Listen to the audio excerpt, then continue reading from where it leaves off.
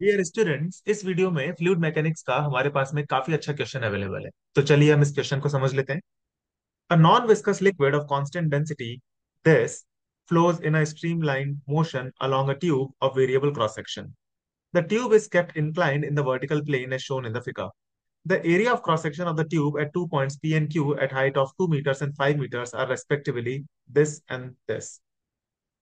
The velocity of the liquid at point P is 1 meter per second. Find the work done per unit volume by the pressure and gravity forces as the fluid flows from point P to Q. ठीक है, ये आपके सामने diagram भी दिया हुआ है। तो अब मैं आप लोगों से रिक्वेस्ट करूंगा कि आप एक बार वीडियो को पॉज करके खुद से इस क्वेश्चन को ट्राई कीजिए और फिर उसके बाद में मेरे सॉल्यूशन से लर्न कीजिए। काफी अच्छा क्वेश्चन है ये, तो आप इसको अच्छे से अपने लेवल पर ट्राई कीजिए। ठीक है स्टूडेंट्स, तो चलिए हम इसका सॉल्यूशन देखते हैं।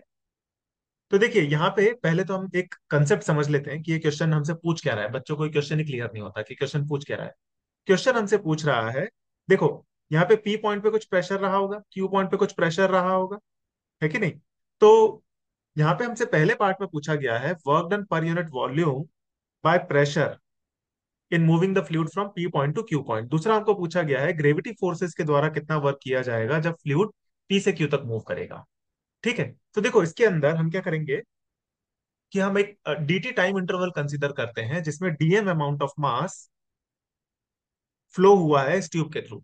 अब क्योंकि फ्लूइड जो है वो इनकम्प्रेसिबल है, तो जितना फ्लूइड डीटी टाइम में एंटर किया होगा उतना ही फ्लूइड डीटी टाइम में एग्जिट किया होगा, है कि नहीं।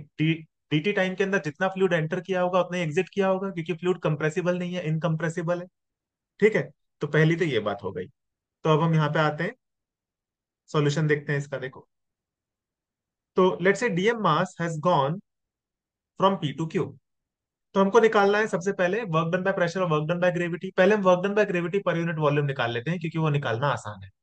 ठीक है, हमको पता है कि अगर एक डीएम मास पी पॉइंट से क्यू पॉइंट तक ट्रेवल करेगा तो उसके ऊपर वर्क डन बाय ग्रेविटी कितना होगा, dm into g into h two minus h one with negative sign, क्योंकि एच टू जो है वो बड़ा है, ये है 5 मीटर एच टू है, एच वन जो है वो 2 मीटर है।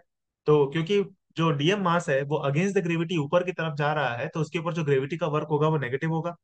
तो यानी कि अगर हम इसके ऊपर छोटा सा वर्क निकालें डी डब्ल्यू जी, तो उसकी वैल्यू क्या हो जाएगी, minus of dm into g into h two minus h one. Minus इसलिए आया है क्योंकि डीएम मास ऊपर जा रहा है।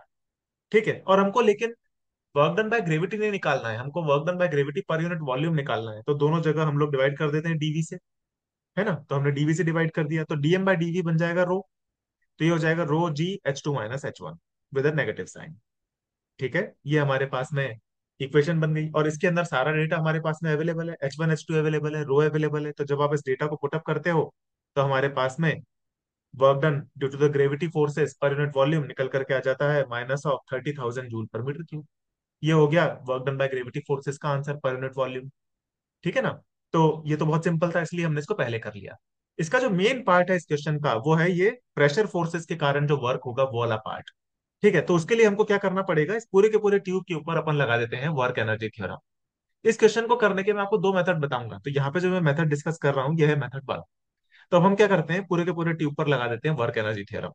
तो हम लिखेंगे किन किन फोर्सेस के द्वारा वर्क होगा। एक तो वर्क होगा प्रेशर फोर्सेस के द्वारा, एक वर्क होगा ग्रेविटेशनल फोर्सेस के द्वारा, और total work done will be equal to change in kinetic energy, so half into dm into v two square minus half into dm into v one square. और पूरी equation को अपन divide कर देते हैं DV से। तो हमारे पास में आ जाएगा work done by pressure forces divided by dv, work done by gravitational forces divided by dv, और दूसरी तरफ भी हमने डीवी से डिवाइड कर दिया। तो डीएम बाय डीवी जो है वो तो बन जाएगा डेंसिटी, तो उसको हम यहाँ पे रो रो से रिप्लेस कर देंगे। और work done due to gravitational forces per unit volume हम ऑलरेडी निकाल चुके हैं, तो उसको अपन राइट साइड में ले जाते हैं, तो हमारे पास में ये इक्वेशन बन करके तैयार हो जाती है।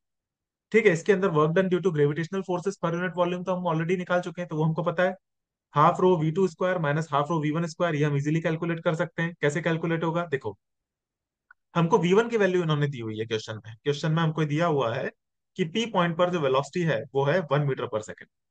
अब हमको क्यू पॉइंट पर वेलोसिटी निकालनी पड़ेगी। तो यहाँ पे हम क्या करेंगे, इक्वेशन ऑफ कंटिन्यूटी लगा देंगे, है ना। तो इक्वेशन ऑफ कंटिन्यूटी क्या होती है, हमको पता है a one v one is equal to a two v two. तो ए वन और ए टू दोनों एरियाज हमको पता है।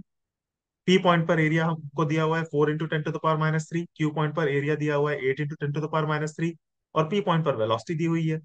ठीक है ना। तो हमको क्यू पॉइंट पर भी वेलोसिटी मिल जाएगी। ठीक है, तो वी वन की वैल्यू हमको दी हुई है 1 मीटर पर सेकेंड। अब क्योंकि एरिया डबल हो रहा है तो वेलोसिटी आधी हो जाएगी, है ना, एरिया डबल हो रहा है तो वेलोसिटी आधी हो जाएगी, यानी कि V2 की वैल्यू आ जाएगी 1/2 मीटर पर सेकेंड। और आप इस डेटा को जब इस इक्वेशन के अंदर यूज कर लेते हो, पुटअप करते हो, सॉल्व करते हो, तो आपके पास में work done due to pressure forces per unit volume निकल करके आ जाता है। ठीक है, तो ये तो आंसर आ गया। कई बार बच्चे पूछते हैं कि सर ये प्रेशर फोर्सेज हैं क्या, कौन से फोर्सेज है जो वर्क कर रहे हैं। देखो, ये पॉइंट पी पर कुछ प्रेशर रहा होगा ना, मान लेते हैं ये प्रेशर है पी ए, तो पी ए, मान लेते हैं यहाँ का क्रॉस सेक्शन एरिया है ए वन, तो P A into a one, या फिर इसको अपन पी वन बोल देते हैं, चलो, तो p one into a one, ये एक फोर्स लग रहा होगा लेफ्ट साइड से, राइट साइड से लेफ्ट डायरेक्शन में फोर्स लग रहा होगा p two into a two. तो ये जो प्रेशर डिफरेंस के कारण जो फ्लूइड फ्लो कर रहा है, तो यानी कि प्रेशर फोर्सेस ने कुछ वर्क किया है, उसी के कारण फ्लूइड फ्लो किया है। तो उन फोर्सेस के द्वारा वर्क हमको निकालना है, ये क्वेश्चन है। ठीक है ना। तो मैं आपको होप कर रहा हूँ कि आपको ये पूरा का पूरा सॉल्यूशन क्लियर हो गया होगा, और आपको प्रेशर फोर्सेस के द्वारा जो वर्क है उसका इंट्यूटिव मीनिंग भी समझ में आ गया होगा। ठीक है ना, तो ये क्वेश्चन यहाँ पे सॉल्व हो गया। तो अभी जाइए मत, अभी इसका मेथड टू भी मैं आपको बताने वाला हूँ, तो बहुत मजा आने वाला है। तो देखिए, मेथड टू के अंदर मैं ये मान के चलूंगा कि ग्रेविटेशनल फोर्सेस का जो वर्क है पर यूनिट वॉल्यूम, वो तो हम निकाल चुके हैं, तो वो तो हमने डायरेक्टली यहाँ पे जैसे निकाला है उसी को हम यूज कर लेंगे। मेथड टू के अंदर मैं आपको थोड़ा सा इसके बारे में और डिटेल बताने वाला हूँ कि work done by pressure forces per unit volume का क्या मतलब है। ठीक है, तो उसके ऊपर थोड़ी सी हम और रिसर्च करते हैं। तो देखिए, मेथड टू में हम लोग work done by pressure forces per unit volume को और डीपली समझेंगे। We know that work done per unit volume by pressure force is equal to, ये हमको पता है, डी डब्ल्यू p divided by dv. D डब्ल्यू पी क्या चीज है? Work done by pressure forces divided by dv, क्योंकि पर यूनिट वॉल्यूम। हमको पता है प्रेशर फोर्सेस के द्वारा जो वर्क होता है, ये हमने थर्मोडायनेमिक्स में पढ़ा होगा, वो पीडीवी के बराबर होता है, pressure into change in volume. इसको अगर आप डीवी से डिवाइड कर दोगे तो वो प्रेशर ही बच जाएगा। यानी कि work done due to pressure forces per unit volume जो है, वो प्रेशर के ही बराबर है। इसको टेक्निकल लैंग्वेज में प्रेशर एनर्जी भी कहा जाता है, pressure energy per unit volume. तो प्रेशर को आप सिंपली प्रेशर बोलो, या pressure energy per unit volume बोलो, या work done by pressure forces per unit volume बोलो, बात एक ही है, ये सब एक ही चीज होती है। ठीक है। तो यानी कि इससे हमको ये समझ में आया कि अगर work done due to pressure forces per unit volume का मतलब प्रेशर ही है एक पर्टिकुलर पॉइंट पर, तो यानी कि हमसे अगर ये पूछा जा रहा है कि work done by pressure forces per unit volume कितना होगा जब फ्लूइड पी पॉइंट से क्यू पॉइंट तक फ्लो करता है, तो उसकी value simply P1 minus P2 हो जाएगी, where P1 is the pressure at the initial point and P2 is the pressure at the final point। यानी कि अगर हम P1 माइनस P2 निकाल लें, तो उससे हमको work done due to pressure forces per unit volume मिल जाएगा डायरेक्टली, है कि नहीं। तो अपन क्या करते हैं, 1 से 2 पॉइंट तक बर्नौली इक्वेशन लगा देते हैं। तो ये बर्नौली इक्वेशन हमने 1 से 2 पॉइंट तक लगा दी। ठीक है, अब देखो इसके अंदर हमको P1 माइनस P2 निकालना है, बाकी सारा डेटा हमको पता है कि नहीं। देखो, हमको H1 पता है, हमको H2 पता है, रो हमको पता है, जी की वैल्यू पता ही रहती है ऑलरेडी, V1 हमको दिया हुआ है 1 मीटर पर सेकेंड। इक्वेशन ऑफ कंटिन्यूटी से हम V2 भी निकाल लेंगे, तो यहाँ पे सब कुछ पता है एक्सेप्ट P1 माइनस P2। तो जब आप P1 माइनस P2 को यहाँ पे कैलकुलेट करते हो तो आपके पास में ये आंसर आ जाता है। ठीक है ना, सेम आंसर आ जाता है।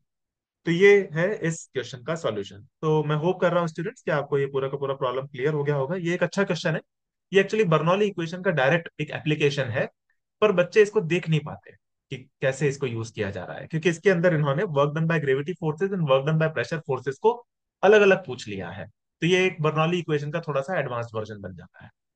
ठीक है स्टूडेंट्स, तो मैं होप कर रहा हूँ कि आपको पूरा प्रॉब्लम क्लियर हो गया होगा। Thank you.